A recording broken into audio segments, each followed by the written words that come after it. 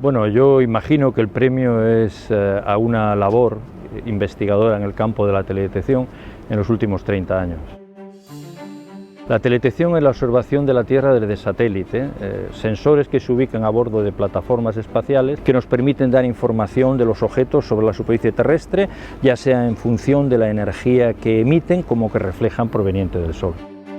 Es la única fuente de información en estudios de transformación del globo. A partir de ahí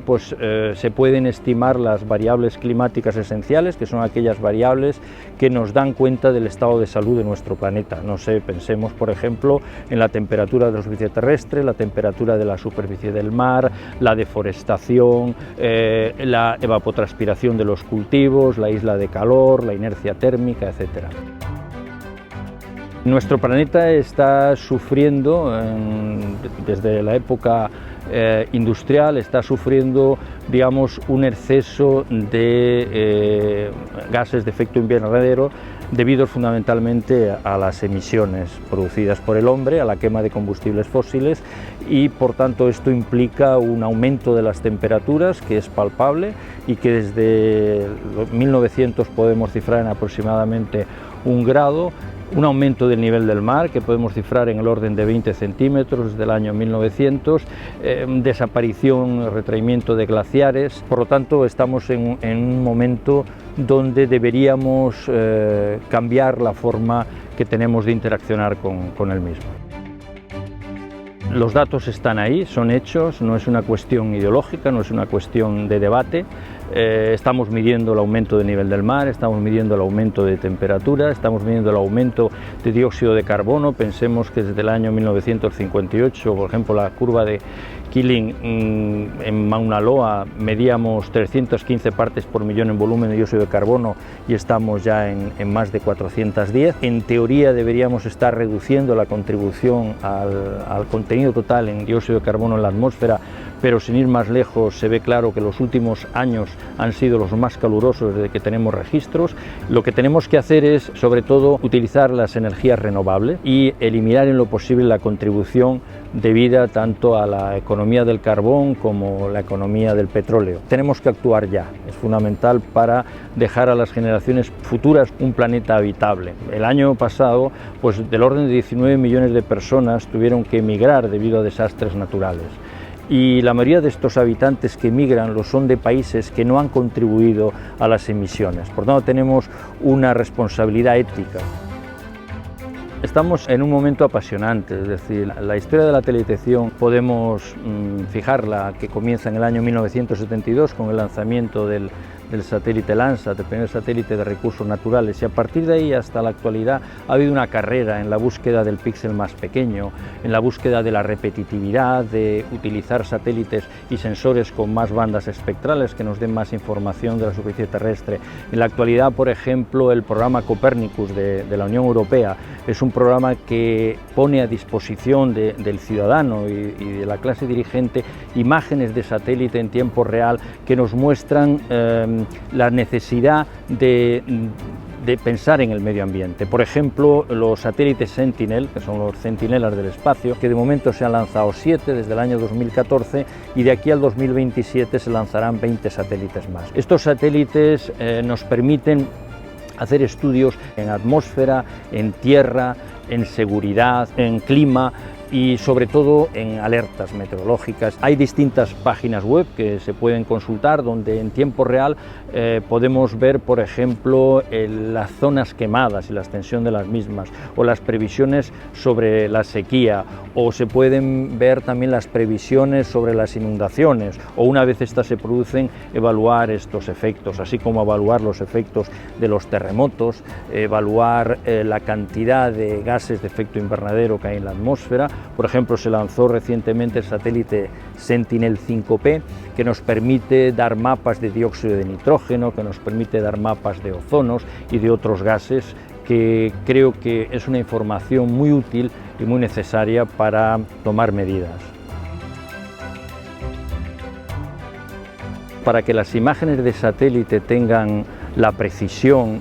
necesaria para a partir de ahí realizar estudios de cambio global, es necesario que el dato que proporciona el satélite se corrija de efectos perturbadores. Por ejemplo, entre la superficie de la Tierra y el satélite está la atmósfera. La atmósfera es un medio que emite, que refleja, que dispersa. La superficie terrestre, por ejemplo, no se comporta como un cuerpo negro, sino como un cuerpo natural. Entonces, lo que hacemos fundamentalmente es resolver la ecuación de transferencia radiativa que rige los procesos entre la superficie y el satélite para finalmente corregir la señal de esas perturbaciones y dar un valor que sea comparable al que se mide en la superficie del suelo. Estos algoritmos dependen lógicamente del satélite con el que trabajamos. Entonces hemos desarrollado algoritmos para satélites de alta resolución espacial como el Landsat, como Aster, o de baja resolución espacial como puede ser el MODIS a bordo de las plataformas Terra y Aqua, como puede ser el AVHR a bordo de NOAA o el Seviri a bordo del conocido satélite Meteosat segunda generación,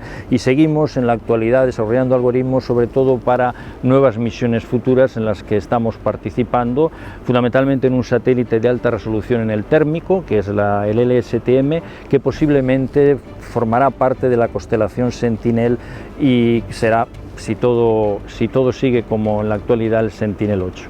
Bueno, España es un país que contribuye a la Agencia Espacial Europea y por tanto los logros de la Agencia Espacial Europea están en gran parte, como digamos, basados en trabajos realizados por científicos españoles, por empresas españolas. Además de esto, España ha lanzado recientemente el satélite Paz, que es un radar de alta resolución, y en el futuro pues va a lanzar el satélite Ingenio, un satélite que trabaja en el espectro solar, también de alta resolución espacial, y que esperamos que se lance en los primeros meses del próximo año y que será una contribución al programa Copernicus. Disponemos además de grupos temáticos donde pues hay reuniones frecuentes, seminarios para ver los avances de la disciplina en nuestro país, y como digo, sí, hay mucha gente dedicada a la televisión en este país y que tiene un gran peso a nivel internacional.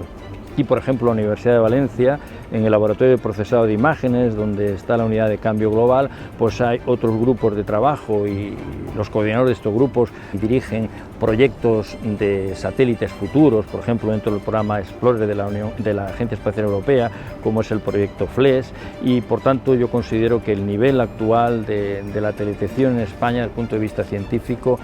no tiene nada que envidiar a otros países. Cuando empezamos en esta disciplina, por la teledetección, pues era un poco a veces un trabajo académico, ¿no? Que no iba más allá de nuestros despachos. En la actualidad la teledetección, los mapas temáticos, las alertas que se realizan gracias a los datos de los satélites, está llegando a la clase política, está llegando a los gestores de la cosa pública, y podemos mostrar, por ejemplo, el efecto de la isla de calor en ciudades, ¿no? Cómo la temperatura que sufren los habitantes que viven en la ciudad, sobre todo en condiciones durante la noche, es varios grados superior a la de la zona rural de los alrededores. Cómo ese aumento de temperatura de los habitantes de la ciudad pues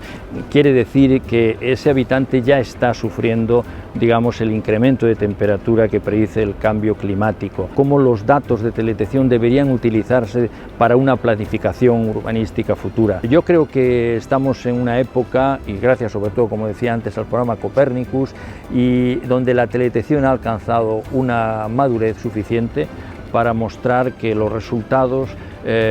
pueden permitir tomar políticas concretas, pero necesitamos que se responda de forma lo más rápido y urgente posible. Para mí ha sido un inmenso honor recibir el premio, se llama el Primer en Protección del Medio Ambiente, que además es el premio de mayor prestigio en este país. Es como digo, una satisfacción personal, sobre todo por la categoría del jurado, donde hay premios Nobel, y es un orgullo que en parte pues,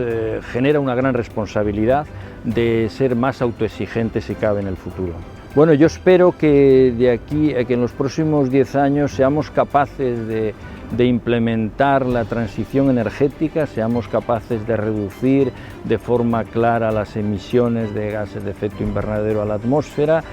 Y desde el punto de vista de la teledetección, nosotros intentaremos continuar con nuestro trabajo, fundamentalmente en el campo de la calibración de satélites, de la validación de algoritmos, de las aplicaciones a distintos problemas candentes que tiene nuestro planeta. Y lo veo muy positivo porque hay muchas misiones que están ahora mismo, podríamos decir, en talleres, con sensores hiperespectrales que nos van a permitir inferir propiedades de la superficie y de los procesos naturales como nunca antes habíamos hecho.